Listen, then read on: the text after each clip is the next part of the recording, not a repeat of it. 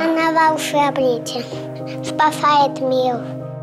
Волшебники очень бы помогли самой Виктории Максимовой. Девочке требуется сложная операция на сердце.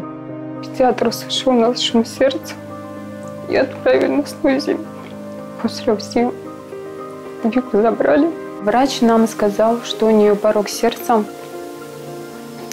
довольно-таки сложный и редкий, коррегированная транспозиция магистральных сосудов.